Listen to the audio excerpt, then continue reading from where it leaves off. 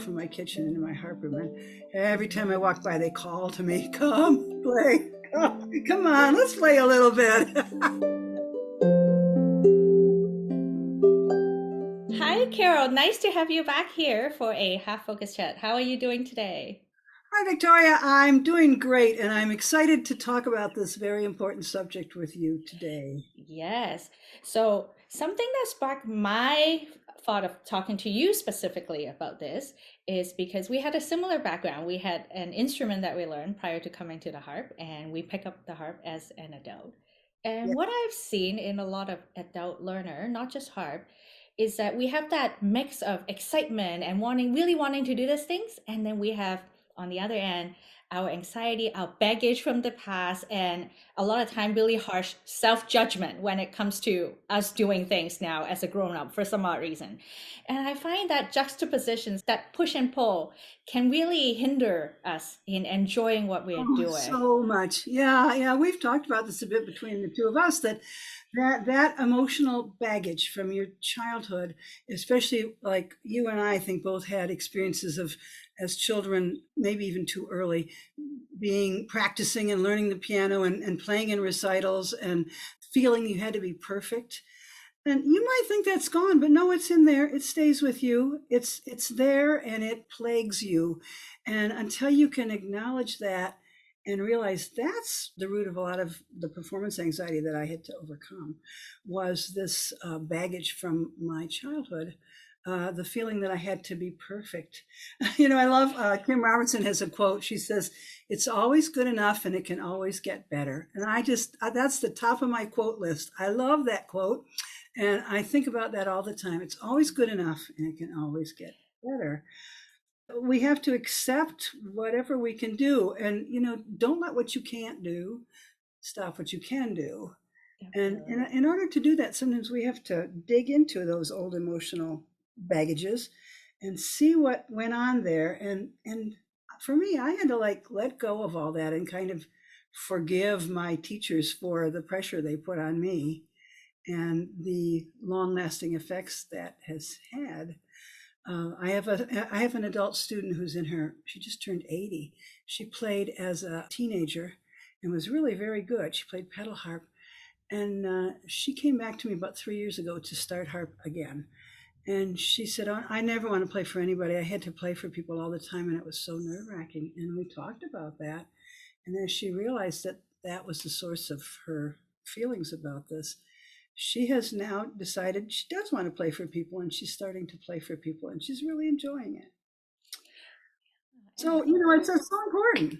it is very important. And I think there is something to be said about finding a way for us to find the joy in what we're doing. And I think that's sort of the overarching theme of what we're going to talk about today is how do we overcome some of our own anxieties and Yes. find joy and meaning in what we do as a harper or as a learner or a performer, whatever you want to call that, Yeah. right? And I want to start by talking to you about something that I have observed. I think you can, to some extent, relate to this because we both start at the harp at a later age. One of the biggest regret it seems that people experience is that I wish I had come, across this instrument earlier, that I had more time with it. From what I see, what you're doing, you have done some really tremendous work. What are your thoughts on not meeting the harp until a later stage in your life? Was that something that you wish that you could have Oh, get in touch with earlier? well, pretty much everyone I teach is in their middle part of their life, the middle stage of their life, or even the third act, as Jane Fonda calls it. And I think that every one of them comes to me because they say to me, "I've always wanted to play the harp. I just think it's the most beautiful instrument." And they already come to me with this starry-eyed love of what it's going to be like to play the harp. And I feel like it's my job to give them tools to allow them to bring that dream to life. And I get a lot of students, and I would say that 90% of them, 95%, they come and they start and they become obsessed with the harp, just like I am. It becomes an obsession. I had a student who she bought a custom built triplet harp, and she had a beautiful BMW car, and she would drive over to her lesson every week and in this car. And one day she showed up in a Ford Focus. No, a Ford. one of those station wagony things Ford makes.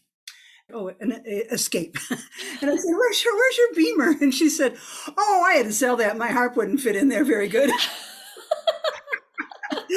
So I mean, I mean, to me, that's a silly story, but in a way, it kind of shows the obsession that we get for the harp when we start to play it, because not only is it to me, it's a physical as well as a mental pleasure. The physical pleasure, the feel of your hands becoming strong and closing and pulling those strings and pulling that music out of those strings, to me, is the physical pleasure. When I warm up in the morning, I just, as my muscles start to hum and my fingers loosen up, I just feel so happy. And it's a mental pleasure, the beauty of the music and the progress that you make, I think, is a part of that mental pleasure. And as teachers, as a teacher, I try to help people to make progress in a way that works for me and hopefully for them. And I also try to help them to look back from time to time and recognize that progress, because I think a lot of times we don't. It's gradual and we just think it's a struggle. I think, no, look back at what you can do now and what you could do a year ago. Isn't that wonderful? Because harping is it's a goal, but it's not just a goal, it's a journey. And to me, the goal is an overarching goal. If I want to be able to play the harp, well, from day one you can play the harp. So that's kind of a weird goal. The goal to me has to be, I want to improve my technique or whatever, and I want to continue to learn beautiful music, and I want to learn to play with flow, things like that. So those kind of goals, but you have to enjoy the process. And I think Josh said the same thing. To me, that's the number one important thing in this whole motivation thing. Enjoy the process, enjoy the physical pleasure, the mental pleasure that you get every time you sit down at the harp. I tell people not to cover up their harps so that when they walk by in the room and it's sitting there, I mean, I walk by my harps, they're right there. There's a door from my kitchen into my harp room, and every time I walk by, they call to me, come play, come on, let's play a little bit. This enticing, wonderful instrument is sitting here just waiting for me to come and pull music out of it. It's just, what could be more wonderful than that? I mean, it's a dream. And on the subject of learning an instrument, and Josh had talked about the fact that it's a long process. This is not something that you can just master overnight. It's a commitment. And I think it's a right, commitment. It's a commitment. Mm-hmm. And sometimes that journey is not always interesting or exciting. What can you do as a teacher, for example, to help inspire your student to not lose sight of what they have done? Because you have mentioned that you're going to help them to look back at some of what they have learned to achieve and whatnot. Well, yeah, I think for me, I grew up in the classical music world where you recreated the dots on the page. So to me, first of all, just learning Celtic music is so freeing. I teach all my students to feel comfortable but with improvising on the harp, because I think that's very freeing, and it gives you a comfort level on the harp that you don't get from many other things. But and I think it's important that every lesson be positive and upbeat. And so people come in to me and they say, oh, I haven't practiced all week. I just was so busy. And I say, I don't care about that. I'm glad you came today because I'll get you going again. And we play, and I like to play with my students. We play together a lot. What they're working on, we'll play it together. I'll play the left hand, they'll play the right hand. I ask each student to keep what I call the keeper list. My aunts, the pianists who studied in Paris, would call that repertoire, but I call it the keeper list. And I ask them to have 3 to 5 pieces that they can just play by memory that give them great pleasure and joy, and that they love to play. So that and I ask them to practice in 3 parts. First, technical, work on your hands, work on your technique, work on your shapes, your chords, your placement, all that, when you don't have to think about the notes of a piece, when you can just concentrate on that. Then work on your pieces. And we talk a lot about effective practice techniques, because it's frustrating if you practice a lot, but you don't feel like you're getting much progress out of that. So I think it's important that they learn effective practice techniques that really work. And I had a wonderful class about that from Noah Kagayama at Juilliard. And just there's so many wonderful things that you can do and that I've also learned over the years. And then at the very end of their practice, I say, take 2 minutes, play one of your keepers just for the joy of playing. Always leave your practice session with a feeling, oh, that was great. I wish I could practice another 5 hours. And I think that's so important. Another thing I like to do is I have a little harp ensemble and I write shows. This last 2 years, we haven't been able to do that, but I write shows for a local performance venue. And I always include some pieces that my students can play with me in an ensemble. And I think it's, that goal of working toward that performance is good for them.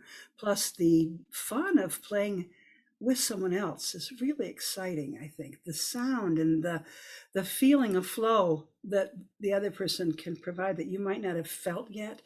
And then, just the when you get together with other harpers, just sharing that time with them and the time when you're not playing, when you're sitting around and, oh yeah, I popped a string the other day and you talk about that, just sharing all these details of our mutual love of the harp. I think that's so important. I used to give until COVID, I used to give a harp party once or twice a year too, and I'd invite all the harpers I know, harpists, to come to my house, and we'd all enjoy playing each other's harps, and we'd fool around, and we'd play some mutual tunes together, and sometimes we'd play a little game. I would send them into the kitchen, and I would play the same tune on 3 different harps and see if they could tell which was which. And they were Fun. surprised at how difficult that was. Uh,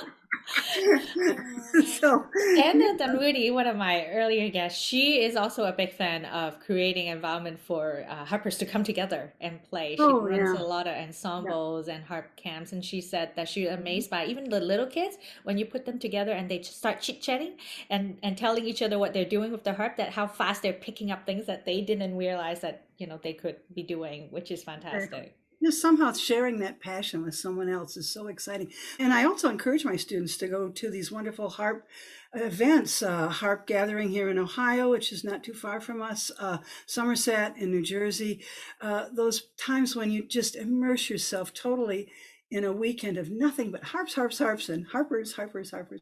And it's just so fun. And it just feeds your obsession and feeds your joy of being one of these harpers. And I really encourage my harpers to go to those things. On the subject of performing, and this is something that definitely I'm sure most of us, if not all, has experienced one point in time, is overcoming performance anxiety. It is such a big subject that I have observed in many people. In fact, that was the thing that sparked me and a bunch of other harp friends to come together on Zoom every week to play for each other because we were so anxious of playing for other people. That's a good And idea. Yeah. you had a That's, pretty bad the case of performance more you do it, the anxiety as easier. well, Yeah. right? At one point Yeah. in time. Now Yeah. you're performing. What happened? Tell us about that. Well, yeah, I actually wrote a whole article about this, which was published in Folk Harp Journal a while back, maybe a couple of years ago now. And if you get Folk Harp Journal, you can look and see it in there, but also perhaps you could make it available so Yeah, folks I will. they can just read it online.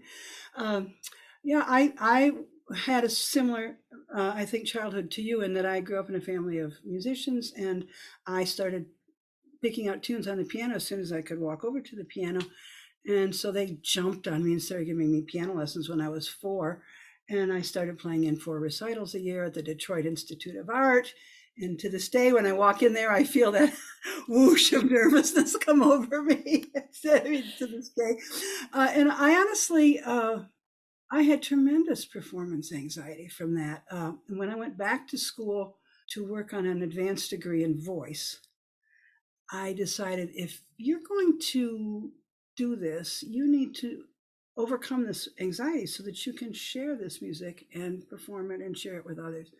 And I studied with a teacher then who taught me meditation techniques and other techniques, which helped a lot. But what really cured my performance anxiety was a workshop I had with Pam Brunner. Pam Brunner is the wife of Dave Woodworth, who makes the carbon fiber harps, the Heartland harps. Pam she does a lot of motivational stuff, and she did a workshop years ago. There was a harp convention sponsored by Folk Harp Journal down in St. Louis, and it was a couple of days. So for a couple of days, we talked about performance anxiety in various ways. And at the very end of the class, we all sang this little tune that she had composed about, I am okay just the way I am. I'm perfect just the way I am. It's kind of a Mr. Rogers-y tune. And I honestly realized that I never felt okay. And I started to sob. We had been doing this tapping technique, and I don't know, that opens up something in you. I actually started to sob, and all the other people jumped up and ran out of the room. And Pam came and sat with me for a long time, and she held my hands, and we talked about all this. And she said, well, you have to unlock this and let this out, because this is where all your anxiety is coming from. It's coming from this emotional baggage that you didn't even know was inside of you, and it's very powerful. So I worked a lot on that, and I really recommend that to other people. To me, that was one of the biggest steps in getting rid of the performance anxiety. And now when I perform, I'm a very reckless player. I don't play very accurately, I admit it, and I never have played a show 100% clean, but I play with a lot of enthusiasm and a lot of wild joy. And I think that now for me, instead of anxiety, I feel excitement. And it's wonderful. It's wonderful. I would love to help other people to get to that point too, because it's really great. What you described to me remind me of my recent experience, and I have been dreading playing in front of other people for the longest time. And Josh gave me this assignment. It's like, you know what? Put together a little 20-minute program, play it to your family, just to practice getting over the anxiety. Yeah. And then Christmas came, and my work decided to have a party. And for some reason, I just really want to play Christmas music on the harp because I was doing a lot of it. So I volunteered myself to do it. And I did not play a very clean performance. I was just like, sitting next to a Christmas tree, like, almost like mall music. But I was so excited about just being able to spend time with the harp and play the music. And that had taken my mind away from worrying about what people were thinking about my playing, which actually, in retrospect, I quite enjoyed that feeling. And did I really care that the performance wasn't 100% clean? Probably not. Do I remember how excited I was? Absolutely. Yes, that's so wonderful. See, that's what I like to hear. I love to hear that, because that is the joy that performance can give you, and you've found a way to open that up now. And once that happens, it gets easier and easier. And as a singer, I performed a lot, and performing more, like what you've decided to do, is also really helpful, because it's just like any other muscle. The more you do it, the stronger it gets and the more comfortable you get. I really love performing now. I don't really enjoy recording, because I feel like that has to be very clean and perfect, which is, let's face it, that's hard for me. but I really love performing now. I love looking out at the audience and seeing their involvement, and I love to feel them pulling into me. I have an Irish set about the potato famine that's very, very sad that I sing, and I love to see people digging in their purses for tissues because they're starting to weep. They're so moved by the story and the songs. I love to know that what I did, this little bit of magic, touched them so strongly. Yeah, and I think that's really the magic of a live performance, isn't it? That you don't get when you're performing on a live stream concert or Right. through a screen, right? Well, I think we all have some sort of like electrical field that goes out from us, and the audience comes back to you, that we really feel when we're performing, that you don't feel through a mechanical device like this. That's true. Yeah. Something that Josh told me is not Josh, but many musicians actually have told me is that being a musician is not always fun and rainbows and unicorn. There is actually a lot of really mundane work that goes in to build up to the performance, isn't it? Well, yeah. Right. Yeah. And what is that like for you to have to go through all that work? Like, is that final goal of getting your work out there the reason that keeps you powering through all those really mundane work? How do you see that? Well, I'm at a point in my life where I never work on anything I don't just absolutely love, first of all. So to me, the process of, for example, when I write a show, I think of a little plot that I'm interested in, like maybe magic. I did a whole show of Irish tunes about the magic and the fairies and stuff. and I make a list of all the tunes that I can think of that have something to do with that. Then I pick out the ones I want to use, and I use them to tell a story. And then I arrange every one of them, and then I practice them, and I arrange some of them for my harpers, and I practice with them. And it's a long building process. Sometimes I get dancers to come in and I practice with them. But see, to me, that process is so pleasurable. I love doing that. I love doing that. My whole focus now is not so much on performing, since we can't, but several years back, I started to realize something that I don't know why I'm so dumb. I didn't realize this before, but I could always play by ear, and I could always arrange music, and I could always hear wonderful harmonies, and I could compose. And I thought, because that was so easy for me, that anybody could do that, because dang, it's so easy. You mean you can't do that? You know? I So can't. I started to write down my arrangements, which I had never done. I started to write them down, and I sent one into Folk Harp Journal, and it was published, An Kleine Mimonian Down, a beautiful Gallic love song.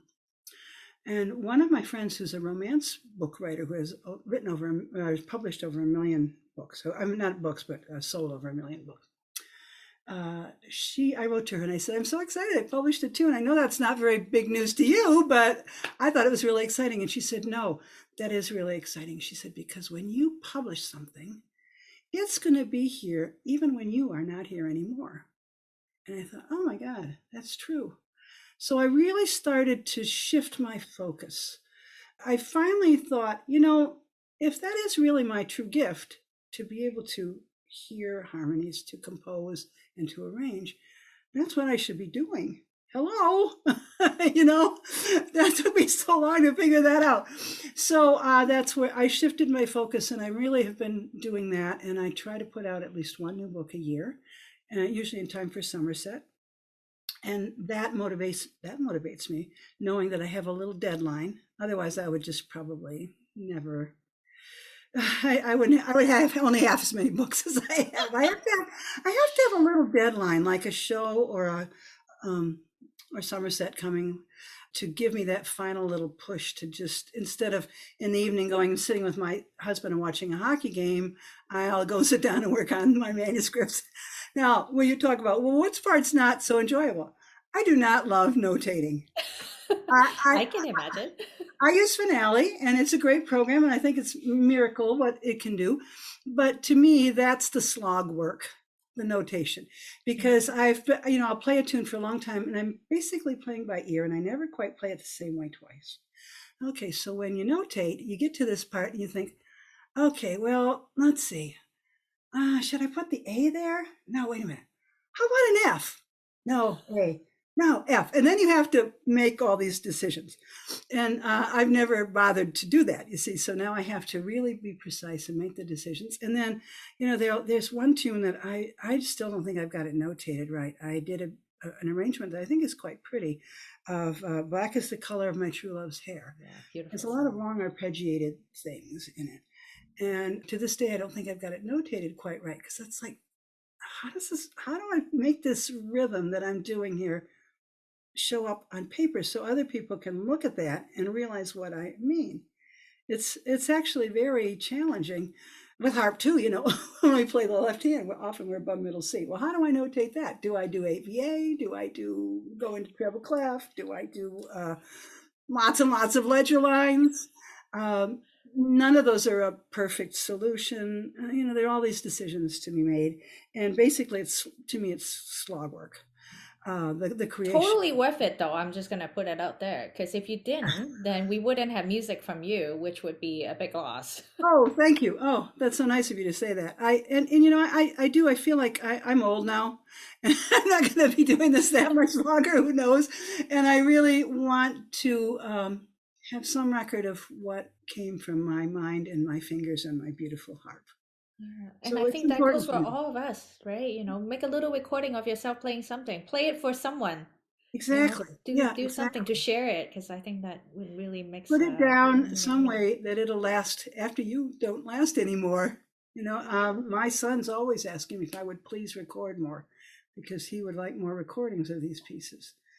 and I'm sort of trying, but the recording is hard for me too. See, that's not so pleasurable because you do it over and over and over again, trying to get exactly perfect. So yeah, it's a part of what I want to achieve for my own goals, for what I want to do with my harping and with my life. Because let's face it, for me at this point in life, harp is my life. It's the thing that I mean, I'm at a point now where I don't have to work for income anymore. So I can work for the thing that really means the most to me, which to me is the harp, my obsession with the harp. So, that's what I am doing all the time. So I don't know. You ask, how do I stay motivated? Uh, I guess goals motivate me to keep practicing, and that's really important. And the pleasure I take from working with my students, and when I finally get a book done and I hold it in my hands, it's like birthing a new baby. It's like, oh, look at this. It's good to have those things to connect your passion with, other people too. I think that's another way I think it's really joyful when it comes to music. Yes, It's something that you absolutely. can share with someone so readily, be it, being a teacher, playing with other people, or, publishing someone's music, playing someone's music. It's such a way to connect with not just yourself, but with others, which I think it's Yeah. something that we You we need, know, right? that's why I love the Gallic music. When I started studying Gallic music and I started going over there to the Isle of Skye to learn the Gallic songs, I just was blown away by the different point of view about making music. Here in our Western culture, it tends to be audience performer. Over there, it's someone shares a song and we all join in and we sing it and enjoy it together, which is Mhm. such a different feeling. There's so much joy and pleasure in that. And so much remembering the songs often tell the stories of the culture and the difficulties people went through and so forth. Those are wonderful memories I mean, not necessarily wonderful, but important memories for people that these songs bring to life. Just that feeling of sharing all that with these people through the simple act of singing these songs. I think it's just so wonderful. So, I think that if we can catch some of that in the harp world, that's why I think it's so important that we have these get-togethers and these harp groups and just harp circles where we get together and play some tunes together and share tunes. It's really helpful to keep yourself moving forward in your joy of the journey of harping toward your goal, whatever it may be. Now, I mean, a little word about goals. I think goals have to be both overarching, like I want to play the harp really well, and then small step specific goals is how I use my goals. So if you fail to plan, you're planning to fail, something like that. Yes. I think sort of like if you don't kind of clarify your goals, you don't know how to get there. My voice teacher always used to say, if you don't know where you're going, any road will take you there, and wherever there is where you're going to end up. But if you have a specific goal, you have to kind of plan out steps. So yeah, so like I decided I wanted to publish my music. Well, the first thing I had to do was arrange the tune, and then I had to notate it, which at first was really hard for me because I had to learn how to run Fidelity. And then I had to get really brave and send it into Folk Art Journal, which took, it wasn't easy for me. All these steps, every one of these steps for me has been like leaping off a cliff. But I always feel like if you want more, you got to be brave. You got to go for it. And so I would map out my little goals and take the steps to reach it. And with each goal, you expand what you can do and how you're reaching your overarching goal of just being a good harper who can do many things. So I have read a lot of work from the psychologist Endem Grant and also Sheryl Sandberg. The two of them do a lot of work that I quite admire. And one of the things that Sheryl has said is that we hold ourselves back in big ways and small ways by lacking self-confidence, by not raising our hands when we should be, and by pulling back when we should be leaning in. And I think that is so true. And a lot of times when I look at limitations, a lot of them are self-imposing. in Yes. my view, right? Like, I don't think I'm good enough to do this. I don't think I should put this out there. But really, who is it to judge to say that, that's not good enough? Well, and yeah, well, exactly. And how do you know? I mean, I think this judgment thing is so strong in us. Right? And like Kim's quote, it's always good enough. That was really Yeah. important for me to hear that from her. It's always good enough, and it can always get better. Yeah. So whatever you have to offer, and John Bon Jovi, I'm a big Bon Jovi fan. I don't know if people know that, but I am a big Bon Jovi fan. John Bon Jovi said, "Like it or not, this is all I have to give you." And I think about that Wonderful. sometimes. I think, this is what I have to give you. I hope you like it. If you don't, I'm sorry, but this is it. Okay. Walt Disney, and some of my quotes, all our dreams can come true if we have the courage to pursue them. Yeah. I think that's Lovely. lovely. Yeah. It Isn't is that nice? true. And that sort of drive for perfectionism that we see a lot in adult is such a hindrance, right? Adam Grant say, so too many good ideas don't see the light of day because of perfectionism. People don't want to share it until it's perfect. But Oh, when gosh, is it yes. gonna ever be perfect? Ever? I honestly, I mean, I was one of those people who would rewrite a document 15 times and then still not send it because it wasn't good enough. And I mean, in school, I Right. sometimes wouldn't turn a paper in because I didn't like it enough. Well, when you don't turn it in, you get a zero. If you turn it in and it's bad, you get a 80%. If you turn it in and it's actually good, you get a 95% or whatever. I mean, you just have to go for it. I mean, here's another quote for you. Yes. Beethoven. To play a wrong note is insignificant. To play without passion is inexcusable. See that passion for what we're doing, for life, for our music has to be there all the time. And when you are doing something that's not so fun, you're working on a piece, you're a little frustrated. I don't know, you can step back. You can say, I mean, my students, if they come in and they're frustrated by a piece, they come in, first of all, I'll say, well, let's work on it together and we'll see if we can conquer it. And if they still aren't enjoying playing the piece, I say, well, let's not do this piece anymore. There are 10 million other pieces we can play. We don't need this piece. I mean, it's not like when we were kids and we had to play every piece of the piano book and have a star on it. We can play whatever we want. So I really feel that's important too, is give yourself some slack. If you're working on something and it's just not clicking, step back from it a while. One of my students said, yeah, last year I couldn't play this, and then I picked it up this year and I went through it, and oh my gosh, it's easy now. I, Somebody I have stepped I have away. that experience. I have something called I call the parking lot, where I would put pieces that I started and I was like, this is not happening for me, but I don't want to like 100% give it up quite yet. So I'll put it in the parking lot and I have a Yeah, list going, and then later on I'll try it again and see if any of them click better or exactly. come Because up you a little still bit love later. that piece and you would love to have the pleasure of playing it, but Mhm. whatever you know yet in your hands and in your mind isn't quite enough to make it easy to play the piece, but it will be eventually. So just give it some time. Yeah. Now, on that topic, I'm going to ask you this question because I've also seen this quite a lot in the forums that I hand out. People will say, I really want to learn this piece, but I think this is a bit too difficult for or too advanced for me at the moment. I'm not going to touch it because I'm not ready for it yet.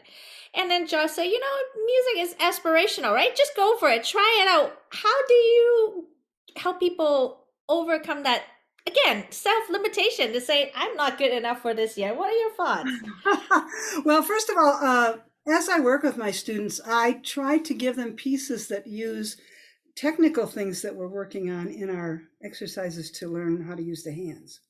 So when we start out, we do a lot of pieces with a root chord left hand. And I pick specifically pieces because I know that's easy for them. They can do that. And as their technique expands, then I expand into repertoire that uses other things.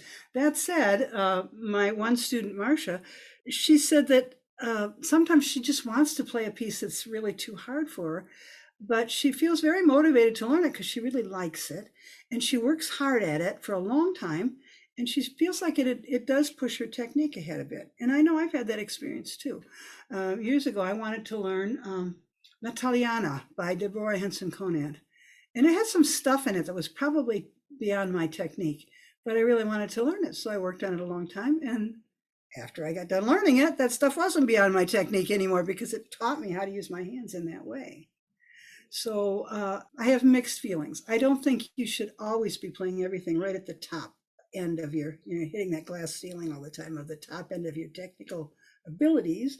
But that said, that's another way to advance your technique is to just bravely go ahead and try something. Yeah. You know, I if it think doesn't this work, you can put it in the parking lot. is true. And this is where I personally think that learning an instrument with a teacher who really understand how to work with the student is so helpful. Oh yeah. Because Oh, if I and I have tried this, I tried to learn the harp on my own for a little while because I just didn't really want to drive to a lesson. I'm really not yeah, a big fan of yeah. driving, right? So did I. And right, Yeah, and so I try to do it on my own, and there are just some stuff that I couldn't quite have the idea of how to push beyond what I currently is capable. And once I start working with a teacher, I really notice that I can overcome some of that, and it gives me a very positive feedback to then make me want to learn more because now I'm getting that help and that exactly. That fuels your assistance. joy in playing because you see Yeah, you see the progress you're making. If you yeah, have a teacher who can really help you to progress, that's part of your joy is this constant yeah, progressing to ever more interesting pieces that you perhaps have been eyeing for a while but didn't think you could play. Now you can. yeah. I And think we all think we can learn on our own, but I mean, as a pianist, I played the harp like a piano for a while, and I knew I was doing something wrong, but I didn't know what. So I finally went to a pedal harpist for lessons. And first thing she said was, first of all, you're using your hand wrong, because I was playing more like this. She said, no, like this. So she retrained my hand. Boom, better sound, better everything. And secondly, she said, you're not using brackets. So many people who play other instruments where you learn note by note don't see the point of brackets. And I didn't. I read about it in Sylvia Wood's Teach Yourself, and I thought, I don't get this. What's this about brackets? I don't get this. And she said, you're not using brackets. And she taught me how to use brackets. It took me about 2 weeks, and suddenly I thought, oh my God, this is the secret to playing well that I never knew. So oh, yeah, I mean, a good teacher can see what you're doing wrong and gently guide you into doing it right. yeah. And So in my conversation with Heather Downey about teaching and learning, one of the things that she said too is when you, as a teacher, see your student progressing, it brings you joy too. So oh, it's a really absolutely. lovely two-way street. Absolutely. I mean, sometimes students will come in and they'll say, "Oh, listen, I can finally play this part," and they play it, and I go, "Ah!" because it's so exciting to me that what we've done together has resulted in their success like that. It's just very joyful for me. Yeah, absolutely. Yeah. And you have told me that you have a bundle of quote of affirmation that reminds you and motivate you. And one of them, Wayne Gretzky, I want you to repeat that one for our audience. We Oh, talked about that before our chat, but let's say it out loud here. well, I guess everybody's surprised to hear that I'm a John Bon Jovi fan. I'm also a big hockey fan. We have good hockey team in Detroit, and we have a fabulous one at the University of Michigan where I There live you here in Ann go. Arbor. And so I love this hockey quote. Wayne Gretzky was one of the best hockey players ever, and he said, "You miss 100% of the shots you never take." And to me, that oh my gosh, that sort of says it all about life, about being brave in your harping, about how you work toward your goals. You miss 100% of the shots you never take. So There you true. go. Yeah. Yeah. So I have this little paper about the goals and I send it to you. So Yes, why don't I you will put it make up it somewhere where available. people can click Yeah, into it because definitely.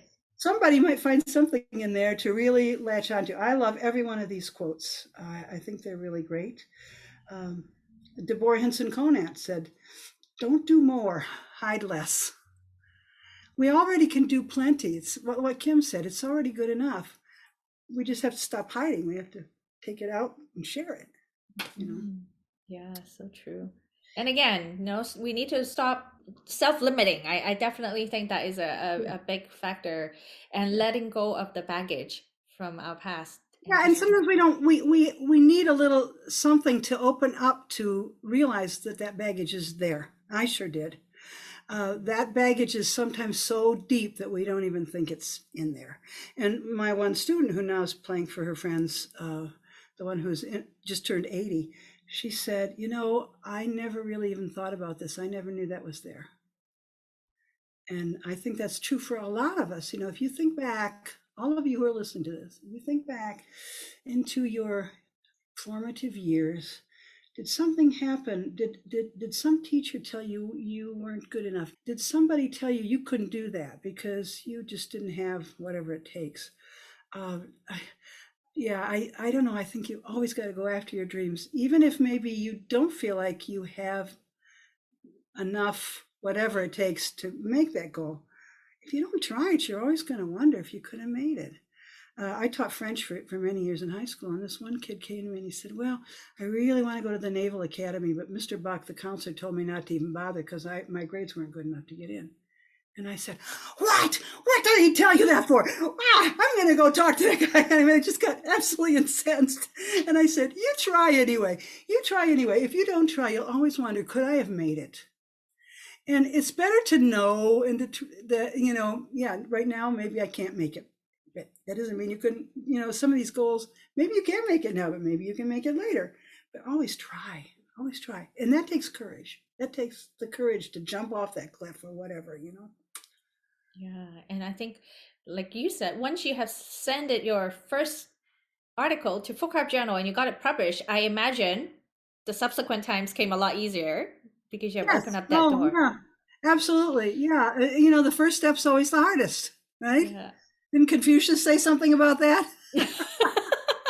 We're gonna need a book of quotes for each of us. I keep one, not specifically just for quotes, but I have a harp journal type thing, and I have a section that I set aside for quote of affirmation. So I'm gonna put some of the ones that you shared Good, with us in good. there because I really resonated with some of them. I hope you'll find some gems in there that you can like as well. Another one I really love, Martin Bennett, who was a piper in Scotland who died very young of cancer, said something I think is important for harping and for life. He said, "Nay regrets." When you croak, put your toes up, yeah, I hope you have no regrets. I hope that you tried absolutely everything you wanted to do. That's what I'm shooting for. I'm going to try to do everything I want to do so that when the day comes, I will have no regrets. Sounds good. Yeah. Okay, well, to close off our conversation, I want you to make a suggestion for people who think that they want to learn the harp, but they're like, I don't think this is easy enough for me, or this is too much for me. What music can we get started on? What are some of the Oh, pieces that you think are out of easy my to pick collection. on? It's Because, adults don't like to do exercises. They want to play tunes. So what are some good tunes to get uh, started on? well, I do have two beginner level books, but they're more upper level beginner. When I start out my beginners, I start them with my magic hand system because I think it's important to learn some of the shapes that we play in Celtic music are we there are certain shapes that are just all over the place in Celtic music. And once you play them enough that you've imprinted your hand with that shape, like this shape is the crab, whatever, this one's the mitten, you can place that automatically. So the first thing I do is I work with them to take the basic shapes and put them into their hands. And I start them with the root chord because that one is another shape, really. And then I think everyone wants to go away playing a tune. So the first thing I teach them is a little tune from a book by a young girl wrote it when she was 9. And I'm sorry to say I can't remember the name of the book, but it's called Ancient Nights. And it's root chords in the left hand and what I call a short stack in the right hand and a little crossover. And that's the whole tune. But it's really cool little tune. And a lot of my harpers who start with that tune, they play it years later as one of their keepers because it's just so fun. Right? And the other tune that I teach them these tunes, first of all, by ear and by position, not looking at the music. I send them home with the music in case they need help remembering what to do. But I like the Scottish method where you learn by ear, doing the shapes, your hands on the string. And the other thing I teach them, probably not all in the same lesson, is Wendy Stewart's Fires at Midnight. That is a wonderful tune with a wonderful story. It has a root chord left hand that's very accessible. It's with one modification, you can play it on a smaller harp, as you can Ancient Nights. And the right hand is very shapy. And it does require a lever. You need an F sharp. You need 2 F sharps. But if you don't have leverage, you can retune those two notes to play that, or you could just leave the F out. But I teach them that one also by ear, and I send them home with the music so that they can work on it. If they, DeVore Henson Conant said, the music is just a blueprint to help you build this house of this piece that you're going to play. And so I want them to think about it a different way. Sometimes I get harpers who are actually very good already, and they come to me and they've been playing the pedal harp or whatever. They want to learn my way of looking at music. So I teach them the shapes and we learn something by ear, and they say, oh my gosh, that's such a different way of thinking about the music and looking at it. And I say, yeah, it's very different. But for me, it's like magic the way it works. For my mind, at least, it really resonates for me. And for most people, they find that once they get that point of view about placing bracket shapes and they get flow, they get ease in their playing. It's wonderful, you know. So those are the two pieces I start out with most folks. I also use some tunes that are in the Sylvia Woods Teach Yourself book because the brackets are marked. I do change some of the fingering, but they can't ignore the brackets. They're all right there. I'm glad you point out some of the, difference between, say, playing in the Scottish way, say, compared to maybe some of the classical music. And that is, I think, another key to maybe perhaps finding the joy in the music is if one type of music or one method doesn't work for you, try other things. Yeah, Something might speaks out to you more and works better for you, right? exactly. Yeah. Once again, I don't play anything that I don't love.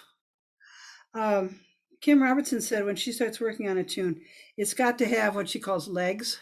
In other words, it's got to be a tune that you can play 2,000 times and never get tired of it. If I pick up a tune and it doesn't just resonate with me, I'll find another tune.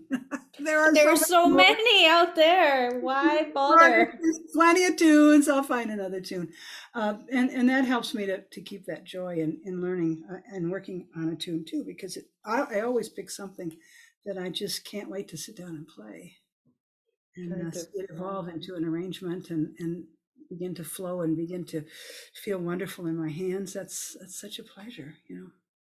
It is. Well, thank you very much for sharing your experience and insight on how to find joy in what we do and overcome some of our own baggage and anxiety when it comes to learning an instrument as an adult. This is very valuable. Thank you so much. Thank you for inviting me, Victoria. And I really hope that folks find those two little articles helpful. And you are welcome to them, and with my blessing. And I hope they help you to move towards your goals and enjoy your harping. It's such a joy, and it's been such a huge part of my life and such a huge pleasure in my life. I want everybody to experience that. I hope that if you're thinking about playing the harp, just go for it. It's get a good teacher to Yeah. help you. So And that you you know someone loves what they're doing if they can't contain it to themselves, that they just want to spread it out to everyone. exactly. Yes, honestly, Yeah. like I said, it's an obsession. Anybody who sells their BMW because their harp doesn't fit in. I will remember that next time when we look for car, can it fit all the harps that Oh we yeah, have in the yeah, you house? gotta have a harpmobile that your harps all fit in. There you go, Harpmobile. Thank you so much, Carol. Thank you, and I hope to talk to you again soon, Okay, Victoria. will do. Bye bye. Bye.